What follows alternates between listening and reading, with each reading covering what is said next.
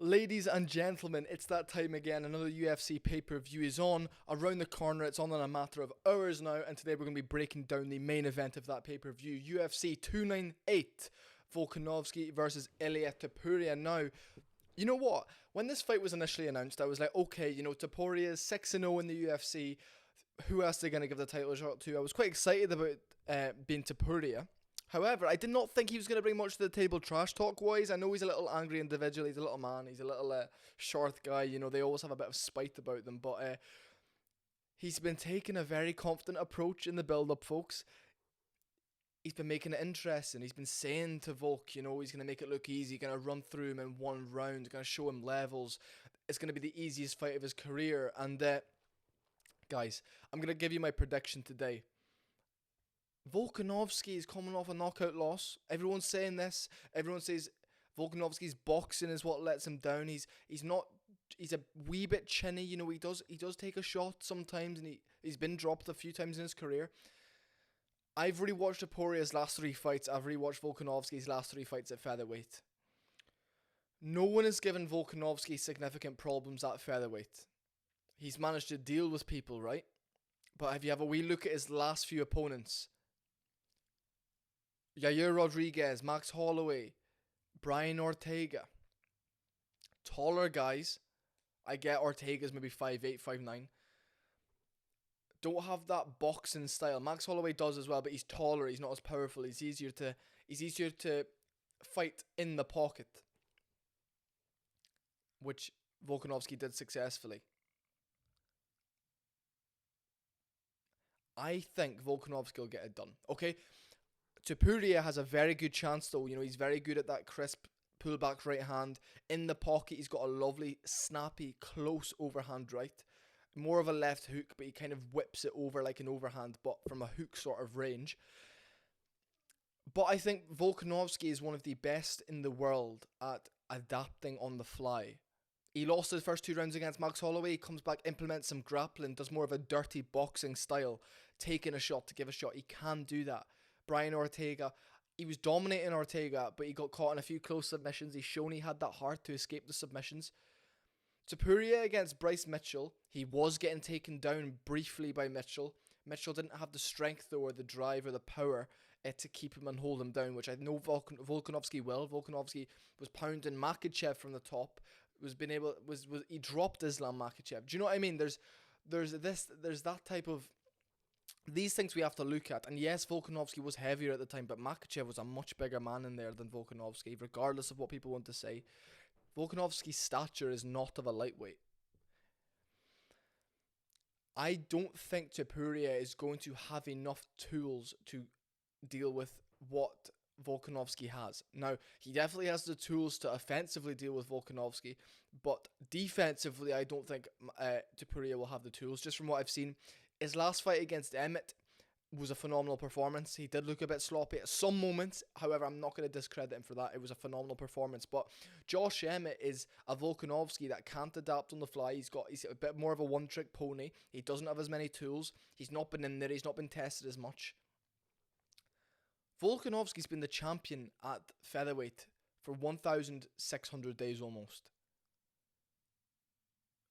He's the featherweight champion, and after this fight, you can't really call him the GOAT.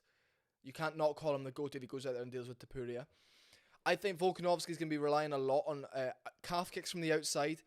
Massive thing you want to do. If you can take that, Topuria sits on shots really well. If you can take that power out of his legs a wee bit and make him a bit more attentive, every time Topuria throws a big right hand, plaster him with a body kick or a leg kick. Because Topuria is not going to come out there and kick Volkanovski. Topuria hasn't thrown a leg kick or a body kick or something. There's a weird stat like that in his UFC career. He's a very boxing heavy guy who can grapple, who can wrestle. I think make him work for it. Put him on the back foot. Stay out of the way of the shots. And if I'm Volkanovski, I'm not going out there to punch. I'm going out there to wear on him. Make it a gritty. I think it'll be a very gritty fight. I think it'll be a slow fight, a gritty fight. Topuria is going to take his time and look for his shot. Volkanovski can't let him find it. Volkanovski, feint takedowns. Volkanovski is very good at the feints, the slick little movements. He did it very well against Makhachev. beat Topuria's legs a little bit. If you make it close rounds, what's terrible about MMA judging is if you have a close fight, the champion will always get a split decision. It just seems to happen, except recently with Strickland and Duplessis, which is really nice to see in the middleweight division. Because, first of all, Israel Adesanya fights, if there's a split decision, you know Adesanya's getting it, because he's a crisper, cleaner striker. Not really that he deserves to win, like the second Whittaker fight, this type of thing, but whatever. Who do I want to win this fight? Topuria, if he wins this fight. I know I'm not the biggest Ilia fan. I like his fight style. I think he's fun. I'm not the biggest fan of him, though. I haven't really bought into Topuria, but everything he's saying, if you're a fan of Topuria and he goes out there and does what he says he's going to do, he's a star. And the UFC, I guarantee you, will make him versus O'Malley on International Fight Week. I guarantee you that. You have two superstars. It will boost Ilia through the roof, beating O'Malley. And if O'Malley gets through Vera and wins double champ status against Topuria, he's a massive superstar as well. But one thing I want to say, I don't think he's going to beat Volkanovski. We haven't seen Volkanovski in trouble at featherweight. We haven't seen necessarily massive amounts of ways to beat him unless you're massively bigger than him. I think the fact that they're a very similar height will be into Topuria's benefit. The power difference definitely I think is with Topuria. However, Volkanovski hurt Yair on the feet but finished him with volume. He can hurt people. He didn't really hurt Holloway, but it's not like Volkanovski doesn't hit hard, but he definitely has power and volume. And I think Volkanovski finishes Ilia Topuria with strikes on the ground. I would like to see a rear naked choke, but a decision is. I'm gonna say Volkanovski finishes him with strikes. I think he on the ground. He traps an arm of Topuria, something like that. Flattens him out, takes back mount. Topuria's covering up. He's tired. He can't seem to get away, and I think that happens late in the fight. I think Volkanovski starts to adjust on the fly, takes over, realizes what he needs to do, works a few takedowns. Then he starts working his boxing, catching Topuria. And maybe he sprawls a takedown attempt from Topuria, gets on his back and starts pounding him. But I can see it being a competitive fight, a slow fight, but the champion just takes over a little bit.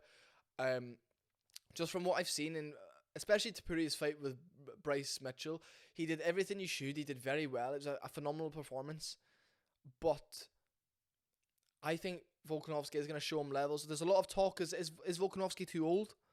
I'd love to see what you guys think. If he's too old, if he's able to beat Volkanovski, I'm talking about Topuria. If Topuria can get him, he's 26, 27. He's got massive potential in this company, and I'm very excited to see him fight.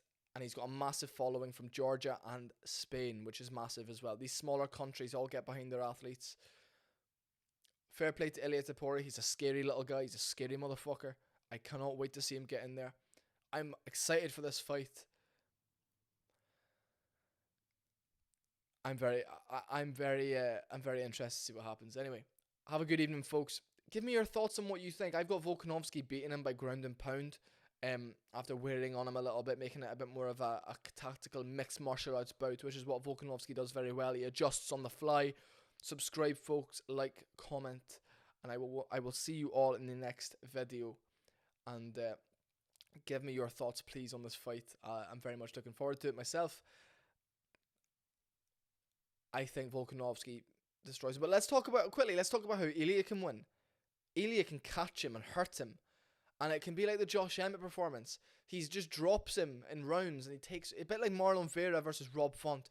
Rob Font's outstriking him a wee bit, outclassing him, but Vera just damages him to fuck at the end of each round. So there's that as well. That could happen. Very much looking forward to it, folks. I will see you all in my next video, and I want to say thank you very much again. Subscribe. Give me your thoughts. I've got Volkanovski winning round 3 or 4 ground and pound, very similar to the way he dropped and finished Yair Rodriguez, except I think he might sprawl a takedown from Ilia and work his way on the top.